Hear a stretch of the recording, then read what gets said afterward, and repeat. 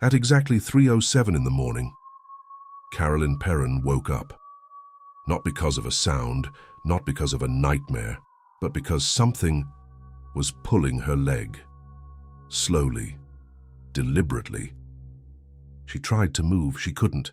Her body was completely frozen, and then she smelled it, rotting flesh, sulfur, death. When she finally forced herself to sit up, there were 3 long scratches on her calf, perfectly parallel, bleeding. And in that moment, she realized something terrifying. Whatever was inside that house was no longer hiding. And what happened next was never shown in the movie.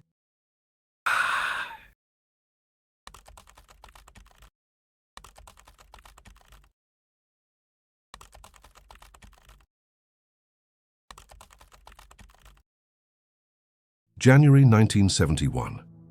The Perron family moved into a large colonial farmhouse in Harrisville, Rhode Island.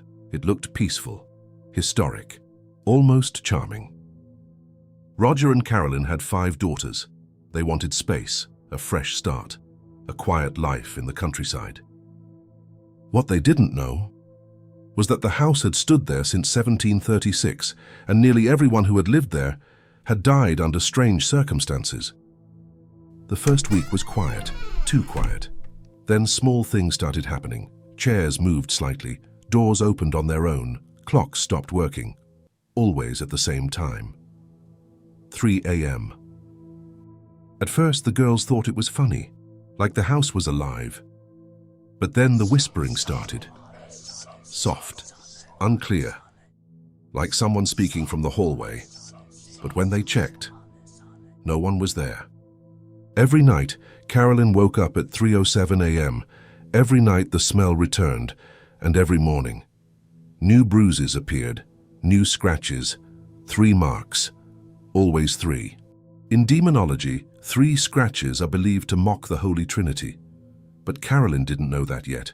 She only knew one thing. Something inside that house hated her. As the weeks passed, the disturbances grew stronger. Carolyn became obsessed with the history of the property. She spent hours at the local library in Harrisville, digging through old records, newspaper clippings, death certificates, and what she discovered shook her. The land had belonged to the Arnold family for nearly 8 generations, over 100 years of documented tragedies. Children drowned in the nearby creek, a young boy frozen to death, multiple suicides, mysterious illnesses, and then there was one name that kept appearing: Bathsheba Sherman. Bathsheba lived on the property in the mid-1800s. She was beautiful, charismatic, respected in town. But rumors followed her, dark rumors. A neighbor once accused her of sacrificing an infant child. The baby had died with a strange wound to the skull. No one could prove anything. The charges were dropped, but the town never trusted her again. Years later, Bathsheba was found dead, hanging from a tree on the property. Some say she sacrificed herself to Satan. Others say it was suicide. But according to local legend, before she died, she cursed the land and anyone who dared to take it from her. After discovering Bathsheba's story, the activity escalated, and it became personal. Carolyn felt watched constantly, when she cooked, when she cleaned, when she slept. She began hearing a woman's voice, not whispering, not distant, but close, right beside her ear. The voice didn't scream, it didn't threaten, it simply said, "Get out." And when Carolyn refused, the scratches became deeper, the bruises darker, the attacks more violent. There was one place in the house the girls refused to enter, the basement. It was cold, damp, oppressive. Even Roger, who didn't believe in the supernatural, admitted it felt wrong, like stepping into a different world. One night, one of the daughters claimed something grabbed her hair in the basement, pulled hard. She screamed. When Roger ran downstairs, she was alone, but her hair was tangled, as if someone had twisted it violently. From that night on, the basement door would open by itself, every night, at 3 a.m. By late 1973, the Perron family was exhausted.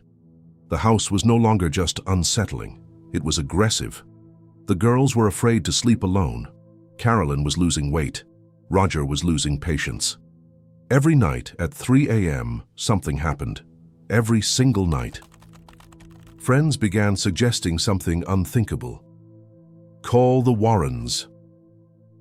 At first, Roger refused. He didn't believe in ghosts. He believed in stress, in old pipes, in imagination. But even he couldn't explain the scratches, the voices, the moving objects. Finally, Carolyn made the call, and when Lorraine Warren answered, she said something chilling. "I've been expecting you." When Lorraine stepped inside the farmhouse, she stopped walking. Her face changed. She turned pale.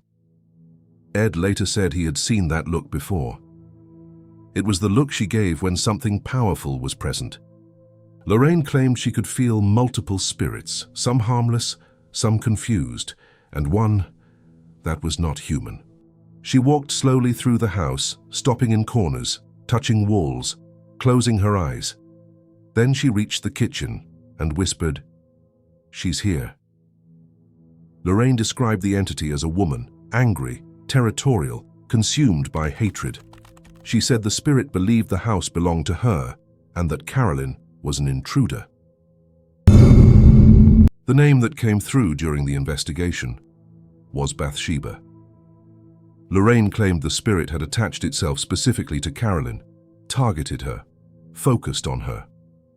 And the more the Warrens investigated, the more violent the activity became. The Warrens suggested conducting a séance, not an exorcism, a séance, to communicate, to understand, to confront. Roger didn't like the idea, but Carolyn agreed, and that decision would change everything. The family gathered around the dining table, candles lit, hands joined. Lorraine began to pray. Ed monitored the room. The air grew heavy, thick, almost electric. And then Carolyn's chair started shaking. At first, gently, then violently. Her head snapped back, her eyes rolled upward, and a voice came out of her mouth, but it wasn't hers. The moment Carolyn's chair began shaking, Lorraine immediately knew something had crossed the line. The temperature in the room dropped sharply, not gradually, instantly. One of the daughters later said it felt like stepping into a freezer. Carolyn's breathing changed, slow at first, then rapid, then unnatural. Her back arched violently, her fingers locked into rigid claws.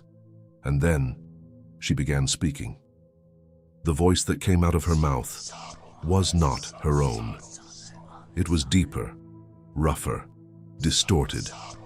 Some witnesses claimed it sounded like an older woman.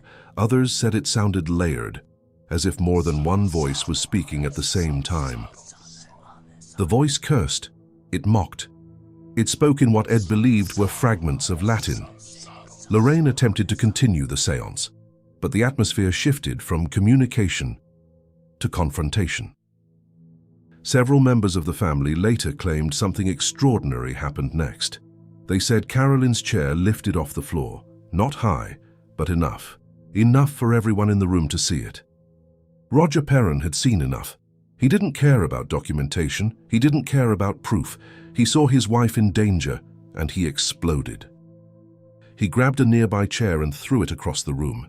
He shouted at the Warrens to stop, to get out, to leave his family alone. The séance ended in chaos. The candles blew out, Carolyn collapsed, and the Warrens were asked to leave the house. After that night, the Warrens did not return.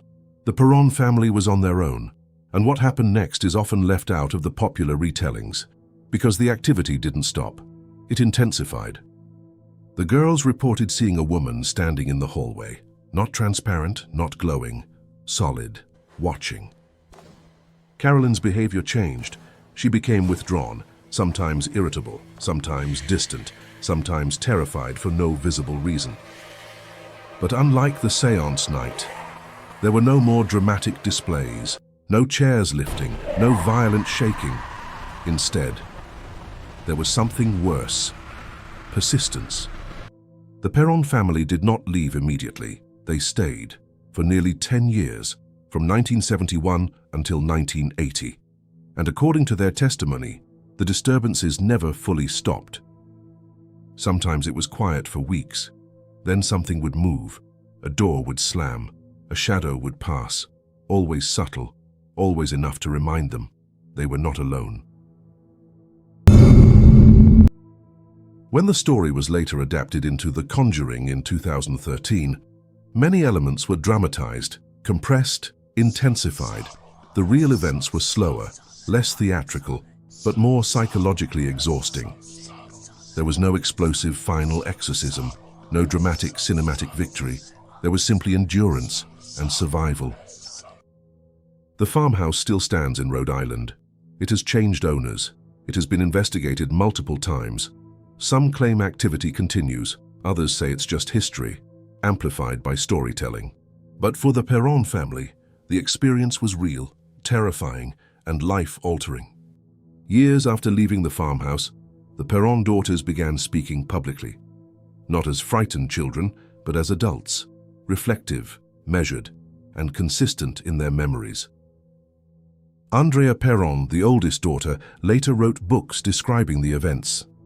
She did not describe a single night of horror.